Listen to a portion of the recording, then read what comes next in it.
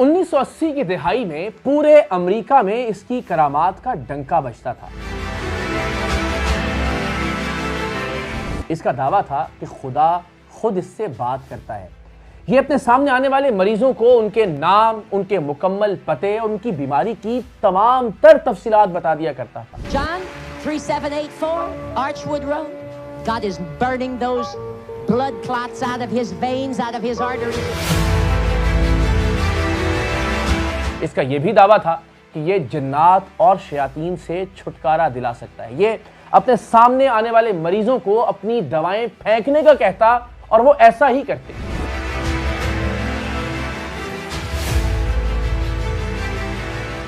ये व्हीलचेयर पर मौजूद मरीजों को हुक्म देता कि उठो और चलो।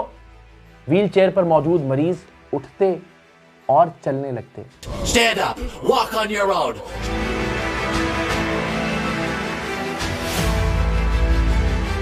इसका यह भी दावा था कि ये पुरानी से पुरानी और ला इलाज से ला इलाज मरज का भी इलाज कर सकता है, इसलिए कि खुदा खुद इससे बात करता है। हजारों की तादाद में पूरे अमेरिका से लोग इसके मजहबी इज्तिमात में शरीक होते थे। ये मजहबी इज्तिमात मुनक्किद करता और उन मजहबी इज्तिमात की रिकॉर्डिंग के लिए इसने दर्जनों कैमरामैन हायर कर रखे थे।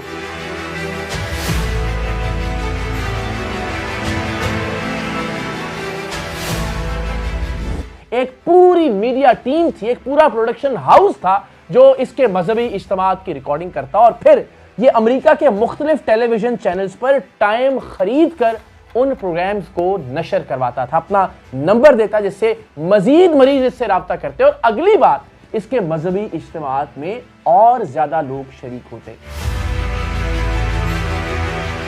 1980 की दिहाई में इस शख्स को मौसूल होने वाले नजरानों और अतियात की माहाना रकम तकरीबन $5 लाख थी, जो आज तकरीबन 15 करोड़ रुपए बनते हैं।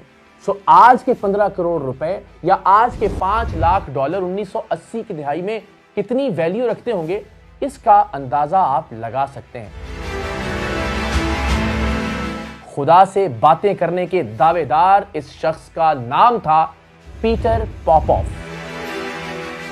पीटर पॉपॉफ कई सालों तक मजहब, खुदा और शिफा के नाम पर लाखों करोड़ों डॉलर्स कमाता रहा। हजारों लाखों अमरीकी इसके मुरीद बन गए थे। लेकिन फिर एक दिन 1986 में एक मुहक्किक और इल्यूजनिस्ट जेम्स रैंडी और उसकी टीम ने पीटर पॉपॉफ का भांडा फोड़ दिया। उन्होंने यह साबित किया कि दरअसल पीटर पॉपॉफ एक एयर पीस के जरिए रेडियो कनेक्टिविटी के साथ अपनी अहलिया से कनेक्टेड रहता है और इसकी बीवी एलिजाबेथ उसे मरीजों के बारे में तमाम तर तफसीलात बताती है, वो तमाम तर तफसीलात जो मरीजों ने इसके मजहबी इज्तिमात में शामिल होते हुए एक फॉर्म फिल करते हुए लिख दी होती हैं। Hello, Petey. Can you hear me? If you can't, you're in trouble. 1986 में एक आम आदमी तस्वुर भी नहीं कर सकता था कि टेक्नोलॉजी का इस्तेमाल करते हुए एक एयर पीस के जरिए यह मुमकिन भी है कि पीटर पॉपॉफ किसी दूसरे शख्स से उनकी तमाम तर तफसीलात लेता। इस बात को साबित करने के लिए जेम्स रैंडी और उसकी टीम ने एक पूरा स्टिंग ऑपरेशन प्लान किया। जेम्स रैंडी के असिस्टेंट स्टीव शॉस के साथ थे और एक क्रिमिनल एक्सपर्ट अलेक्जेंडर जेसन ने भी इस स्टिंग ऑपरेशन में उनका साथ दिया। जेसन एक गार्ड बनकर पीटर पॉपॉफ के एक मजहबी इज्तिमा में शरीक हुए और उसने रेडियो स्कैनर के जरिए उस रेडियो एक्टिविटी का जायजा लिया और उस रेडियो एक्टिविटी को रिकॉर्ड किया और रिकॉर्डिंग में यह बात साबित हो गई कि पीटर पॉपॉफ की बीवी एलिजाबेथ उसे एयरपीस के जरिए, वायरलेस डिवाइस के जरिए तमाम तर मरीजों की तफसीलात बताया करती थी। Hello, Petey. Can you hear me? इस स्टिंग ऑपरेशन का तमाम तर अहवाल जेम्स रैंडी और उसकी टीम ने द टुनाइट शो में एक अमेरिकी टेलीविजन पर पूरे अमेरिका के सामने रखा और यह बात जंगल में आग की तरह फैल गई। तहलका मच गया कि पीटर पॉपॉफ, जिसे बेशतर अमेरिकी खुदा का नुमाइंदा समझते थे, जिस पर यकीन रखते थे वो खुदा की जानिब से भेजी जाने वाली शिफा उन्हें देता है, वो महज एक फ्रॉड है। पीटर पॉपऑफ के पास अब इसके सिवा कोई चारा नहीं था कि वो इस बात को तस्लीम कर ले कि वो वाकईतन एक एयरपीस का, एक रेडियो डिवाइस का इस्तेमाल करता था, इसलिए कि टुनाइट शो में जेम्स रैंडी ने तमाम तर रिकॉर्डिंग अमेरिकी अवाम के सामने रखनी थी। सो लिहाजा पीटर पॉपऑफ मान गया कि दरअसल वो एक रेडियो डिवाइस के जरिए, एक एयरपीस के जरिए अपनी बीवी से हिदायत लेता था, लेकिन उसने ये कहा कि वो मरीजों के नाम, पते और बीमारियों की तफसीलात नहीं पूछता था। सो अपने इस जुर्म के जवाज और उज़्र पेश किए जाने लगे, लेकिन जेम्स रैंडी और उसकी टीम ने अपना काम मुकम्मल कर रखा था। उनके पास एक और रिकॉर्डिंग थी और उस रिकॉर्डिंग में उन्होंने ये दिखाया कि उन्होंने एक मर्द को एक खातून बनाकर पीटर पॉपऑफ के मजहबी इज्तिमा में भिजवाया था, जहां उस मर्द ने, जो कि खातून का रूप धारे हुए था, पीटर पॉपऑफ को यह बताया था कि मुझे यूट्रस का कैंसर है, जो कि सिर्फ खवातीन को हो सकता है। और पीटर पॉपऑफ ने खुदा का नाम लेते हुए उस मर्द का, जो कि एक खातून का रूप धारे हुए था, यूट्रस के कैंसर का इलाज कर दिया। दुनिया को बताया, दुनिया को जताया और दिखाया कि देखिए मैंने इस खातून के यूट्रस के कैंसर का इलाज कर दिया है। पीटर पॉपऑफ सिर्फ शिफा के नाम पर लोगों से पैसे नहीं लूटा करता था, उसने एक और धंधा मजहब के नाम पर शुरू कर रखा था, और वो ये था कि उसने अमेरिकी अवाम से फंड्स का मुतालबा किया कि वो ये चाहता है कि बाइबल के रशियन में ट्रांसलेटेड नुस्खे वो कम्युनिस्ट एरियाज में भिजवाए। चूंकि वो कोल्ड वॉर का जमाना था, उस वक्त एक सर्द जंग थी अमेरिका और रशिया के दरमियान, तो लोगों ने लाखों करोड़ों डॉलर्स के अतियात पीटर पॉपऑफ को भिजवाए ताकि वो हीलियम बैलून के जरिए, यानी गर्म हवा वाले गुब्बारों के जरिए, बाइबल के रशियन में तर्जुमा शुदा नुस्खों को कम्युनिस्ट इलाकों में फेंकवा सके। जेम्स रैंडी ने इसे भी एक फ्रॉड करार दिया और कहा कि अब तक बाइबल का कोई नुस्खा किसी कम्युनिस्ट इलाके में नहीं भिजवाया गया और यह महज डॉलर्स कमाने के लिए एक नया धंधा है। जब पीटर पॉपऑफ का यह फ्रॉड बेनकाब हुआ तो पीटर पॉपऑफ ने अपने दफ्तर और अपने घर में चोरी का एक ड्रामा रचाया और कहा कि न सिर्फ यह कि लोगों की जानिब से भिजवाए जाने वाले लाखों करोड़ों डॉलर्स के अतियात चोरी हो गए, बल्कि बाइबल के वो ट्रांसलेटेड नुस्खे भी चोरी हो गए जिसे पीटर पॉपऑफ ने गर्म हवा वाले गुब्बारों के जरिए रशियन इलाकों में, कम्युनिस्ट इलाकों में भिजवाना था।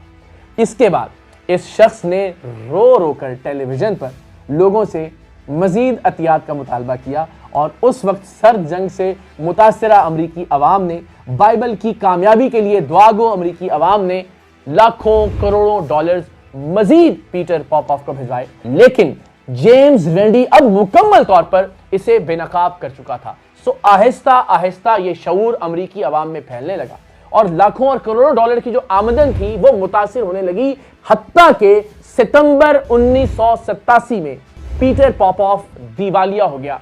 उसने बैंकरप्सी का ऐलान कर दिया।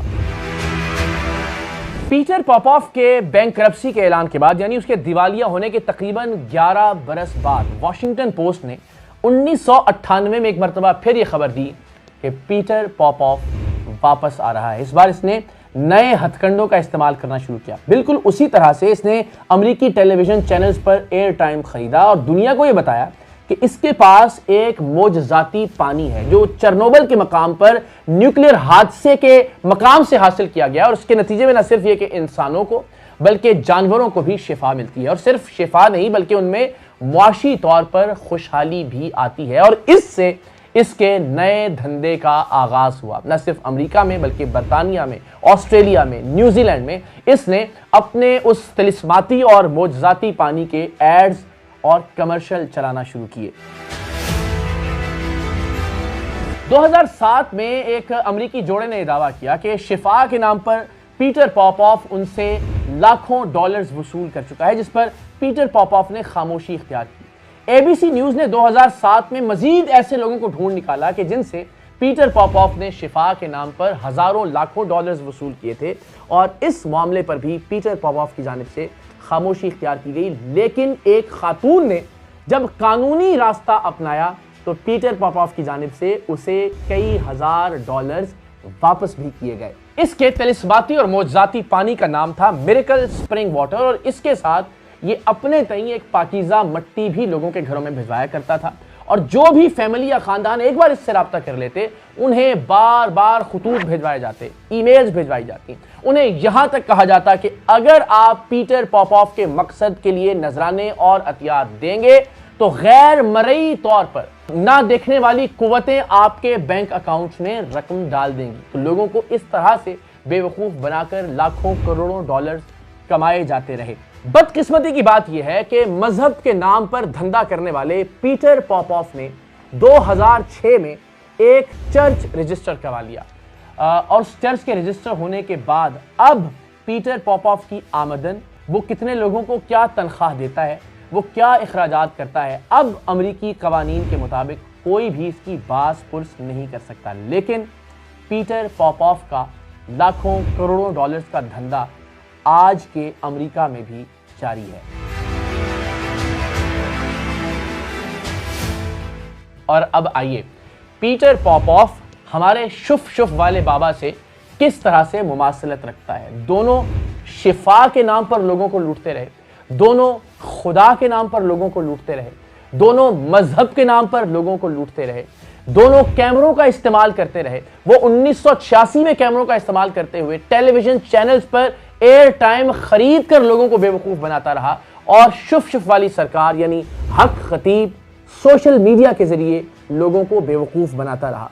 पीटर पॉपॉफ भी व्हील चेयर से लोगों को खड़ा करने का ड्रामा करता और 40 बरस बाद आज भी हक खतीब और शुफ शुफ व्हील चेयर से लोगों को खड़ा करने का ड्रामा कर रहा है।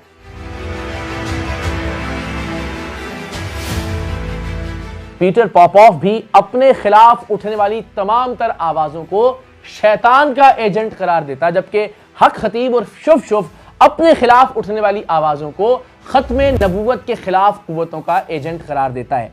पीटर पॉपॉफ ने लाखों करोड़ों डॉलर्स कमाने के लिए मजहब का इस्तेमाल करते हुए लोगों के बाइबल से मुतल्लिक जज्बात को इस्तेमाल किया और कहा कि वो कम्युनिस्ट इलाकों में गर्म हवा वाले गुब्बारों के जरिए बाइबल के नुस्खे भेजेगा ताकि मजहब की खिदमत की जा सके, ईसाइयत और क्रिश्चियनिटी तरवीज पा सके। बिल्कुल वैसे ही लोगों के जज्बात का इस्तेमाल करते हुए हक खतीब और शुफ शुफ ने नऊज़ुबिल्लाह खत्मे नबूवत के अकीदे का इस्तेमाल किया और करोड़ों अरबों रुपए की जायदादें अपने नाम पर करवा ली, इसलिए कि वो खत्मे नबूवत सेंटर्स बनाना चाहता था। लेकिन ना तो कभी बाइबल कम्युनिस्ट इलाकों में भिजवाई गई पीटर पॉपॉफ की जानिब से और ना ही हक खतीब की जानिब से खत्मे नबूवत सेंटर्स का क़याम अमल में आया, जब तक हमने इसे बेनकाब नहीं किया। पीटर पॉपॉफ ने अपने पैसे को बचाने के लिए अमेरिका में एक चर्च रजिस्टर करवा दिया ताकि किसी भी तरह से लूटी हुई रकम का ऑडिट न किया जा सके और बदकिस्मती से पाकिस्तान में भी हक खतीब और शुफ शुफ खत्मे नबूवत के मकसद के पीछे छुपकर अपनी अरबों खरबों रुपए की जायदाद को बचाने की कोशिश कर रहा है। तो नाज़रीन, जैसे किसी भी दहशतगर्द का कोई मजहब नहीं होता, इसी तरह फ्रॉड, शोबदेबाज, जालसाज, दगाबाज और लूट मार करने वालों का भी कोई मजहब नहीं होता। ये लोग महज मजहब का नाम इस्तेमाल करते हैं गरीब और सादा हलाल लोगों को लूटने के लिए, मरीजों की मजबूरियों का फायदा उठाने के लिए। इन दहशतगर्दों की भी ना कोई सरहद होती है, ना कोई अकीदा होता है, ना कोई मजहब होता है और ना कोई नजरिया होता है। पीटर पॉपॉफ या हक खतीब जैसे लोग दुनिया के हर मुल्क में, दुनिया के हर अकीदे में और दुनिया के हर मजहब में पाए जाते हैं। हम इसी तरह के लोगों को बेनकाब करने की जिद्दोजहद कर रहे हैं और आप सबसे दरख्वास्त है कि आइए इस जिद्दोजहद में हमारे साथ शरीक हो जाइए।